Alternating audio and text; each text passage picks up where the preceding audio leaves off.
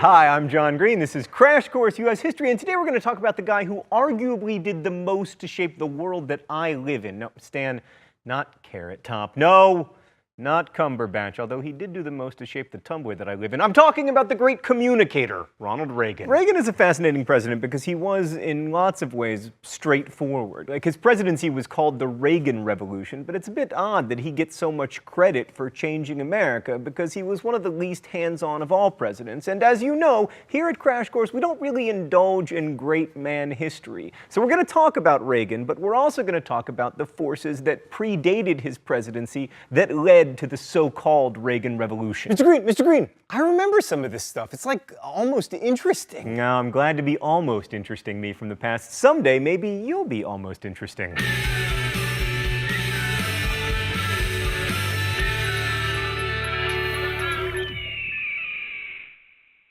The Reagan era began, unsurprisingly, with his election to the presidency in 1980. Now, anyone could have beaten Jimmy Carter, but Reagan succeeded largely by pulling together many strands of conservatism. Reagan emphasized his belief in states' rights, and he condemned welfare cheats. He also condemned busing and affirmative action, and he won the support of religious conservatives, including the newly formed Moral Majority, by standing for family values, even though, in fact, he was the first U.S. president to have been divorced. Also, he once acted with a monkey. There's nothing family values about that. Stan just informed me that Ronald Reagan did not, in fact, act with a monkey. He acted with a chimp. I apologize to all of the primate rights people out there. Good Lord. Now, Reagan also appealed to the so-called white backlash, working-class white people who resented the advances that African Americans had made during the 1960s and 1970s. And economic conservatives liked his anti-union, low taxes, free market positions, and anti-government crusaders and libertarians liked his assertion that government was not the solution to problems, but was itself the problem. Then there were the Cold War hawks who liked his militant anti-Soviet rhetoric and his desire to spend more on the military. Now, that's a big coalition, but it turned out to be just barely a majority coalition. Still, Reagan won in 1980. He even carried the traditionally Democratic states of Illinois and New York, proving that Jimmy Carter really was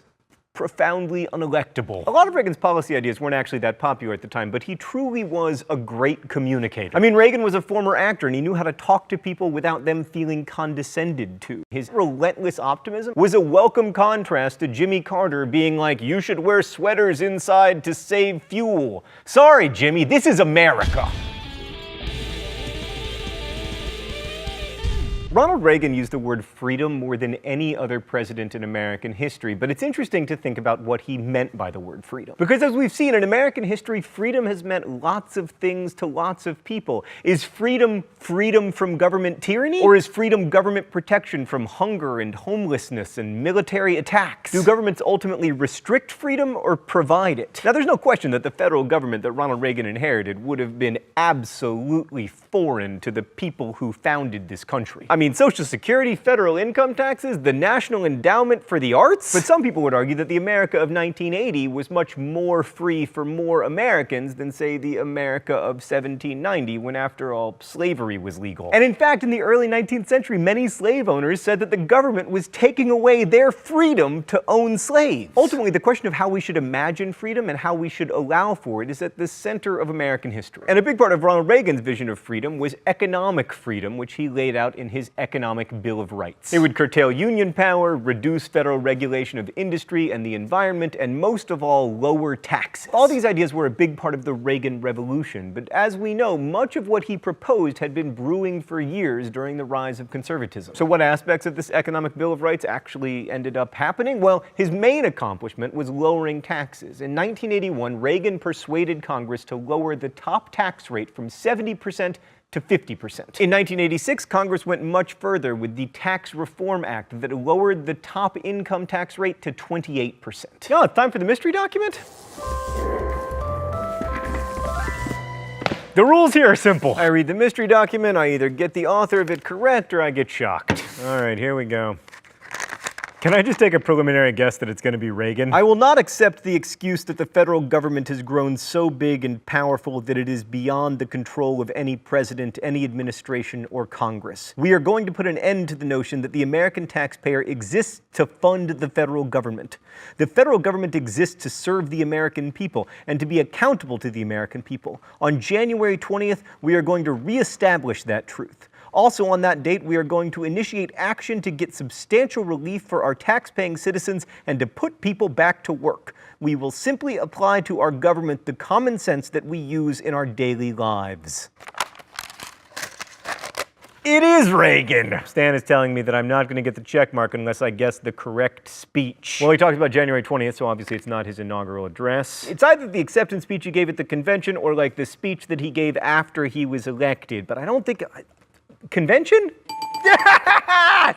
So the idea that lower taxes is the best way to spur economic growth is called supply-side economics, or trickle-down economics, or if you're George H.W. Bush running against Ronald Reagan in the 1980 primaries, voodoo economics. Sadly, this does not involve zombies or putting pins in dolls. Instead, it's about high interest rates to combat inflation coupled with cutting taxes, especially for wealthy Americans. Those rich people then spend more and invest more in private enterprise, which creates new jobs. Also, the thinking goes that lower taxes will encourage people to work harder since they'll be able to keep more of their money. Did this work? Yeah, now we're getting into the part of history where it depends on your political perspective. Initially, the high interest rates definitely provoked a recession in 1981 and 1982, which was not ideal. But inflation did drop from 13.5% in 1981 to 3.5% in 1988, and after 1982, the economy began expanding. And the rest of the Reagan era saw consistent increases in gross domestic product. However, not everyone benefited from that expansion. While the stock market boomed, wages didn't rise very much, and in fact haven't risen since. Now, one of the central ideas of supply-side economics is that you have lower tax rates and you also cut government spending because, you know, the government has less money. Which, yeah, did not happen. The government is always good at cutting taxes, but it is never good at cutting spending. The Reagan era did see cuts to some programs, but the really expensive items, Social Security, Medicare, Medicaid, they remained largely intact. And instead of cutting the overall amount of spending, it actually went up considerably because of a defense spending binge that saw the national debt balloon to $2.7 trillion. But Reagan totally did deliver on his anti-union rhetoric. In August 1981, when the unionized air traffic controllers went out on strike, violating federal law in the process,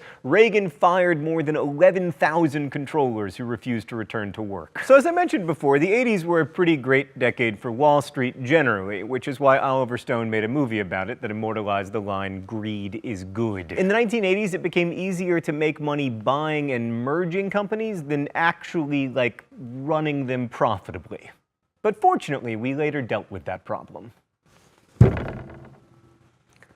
Oh, we never fix the problems, we only fix the things that are fine. One of the reasons American history is so important to me is I want us as a country to summon the courage to deal seriously with our problems. Sometimes I think that we're just so cowardly, like we're the cowardliest country on earth. Oh, what about France? All right, the French. Right, but the merger of R.J. Reynolds Tobacco, maker of Winston cigarettes, and Nabisco, which gave us Oreos, not only created a cancer and heart disease dream team, it also generated nearly $1 billion for the lawyers and bankers who put the deal together. But if you were like most of us in the 80s, watching Dallas and Dynasty, working at your regular job, inexplicably having a carpeted bathroom, then you probably didn't share in that abundance. The 80s saw rising economic inequality, although not nearly as dramatic as we see today. By the mid-1990s, the richest 1% controlled 40% of the nation's wealth, double the share from 20 years before. Meanwhile, the income of middle-class families stagnated, and that of the poorest 20% began to decline. And one often overlooked aspect of deregulation was the closing of hospitals for the mentally ill. Now, some of these institutions were hellish, but rapid closure of all of these facilities without replacement services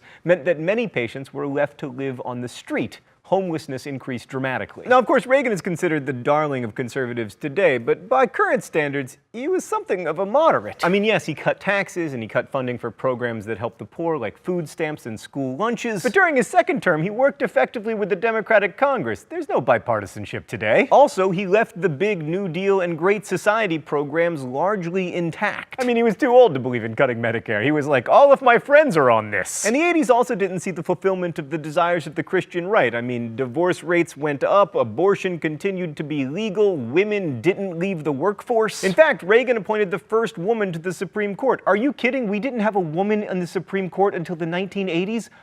This is the craziest country ever. Even affirmative action persisted, and Nancy Reagan's urging of Americans to just say no to drugs didn't convince anybody. And then we have Ronald Reagan's reputation as the man who ended the Cold War. The thinking here goes that Reagan spent so much money on defense that the Soviets bankrupted themselves trying to compete. And there may be a case to be made there, but we don't want to remove agency from the people who protested the oppression of life behind the Iron Curtain. So while you can argue that the Reagan administration helped create good conditions for the change that happened, the people who made the change made it.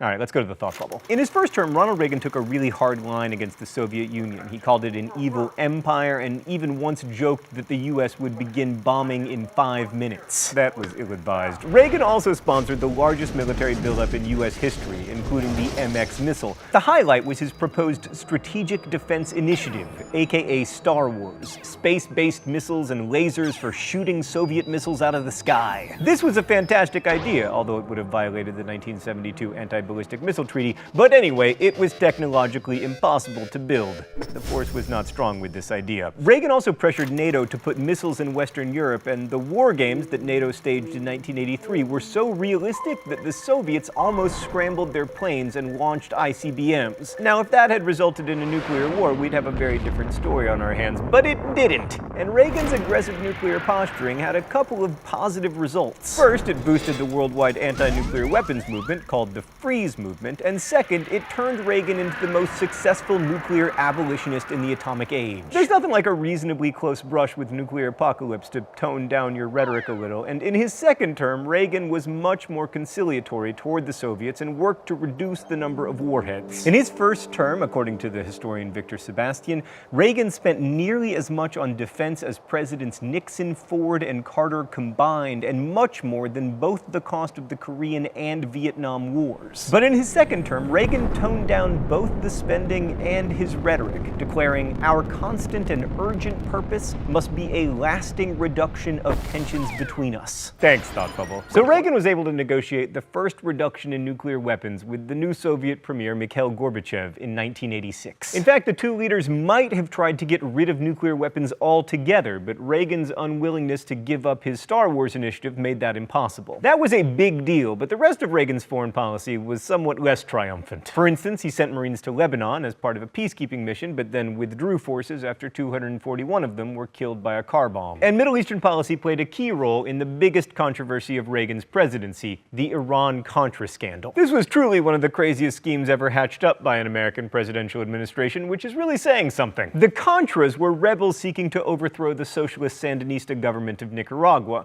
Because they were anti-communist and the Cold War was in full swing, the Reagan administration wanted to support them, but Congress passed a law saying that they couldn't. So two administration officials, John Poindexter and Oliver North, got creative. They hatched a plan to sell arms to the Iranian government, still technically our enemies, and then funnel some of the profits from those illegal arms sales to the Contras. And Congress would never have to know about it, except that they found out. Congressional hearings followed, and we learned a lot about Ronald Reagan's penchant for delegating the details of his policy to underlings. In this case, that served him well, as he could plausibly claim that he knew nothing about the clandestine activities of these two rogue employees. And this gets to the big point of the Reagan era. I'm not sure that it was really about Reagan. In fact, I'm not sure that any great man history is really about the great men who supposedly spearheaded it. Whether or not you think America is better off from the rise of conservatism we've seen since LBJ's Great Society, it wasn't really, and it still really isn't, about individuals. It's about us collectively deciding what we mean when we talk about freedom and equality. Thanks for watching. I'll see you next week. Crash Course is made with the help of all of these nice people who work on the show partly because they care about it and partly because, money. If you want to help us in our mission to keep Crash Course free for everyone forever, please consider subscribing over at Subbable, a voluntary subscription platform that allows you to pay whatever you want monthly to make Crash Course exist. Thanks for watching Crash Course, and as we say in my hometown, it's morning in America. What should I say? Don't forget to be awesome.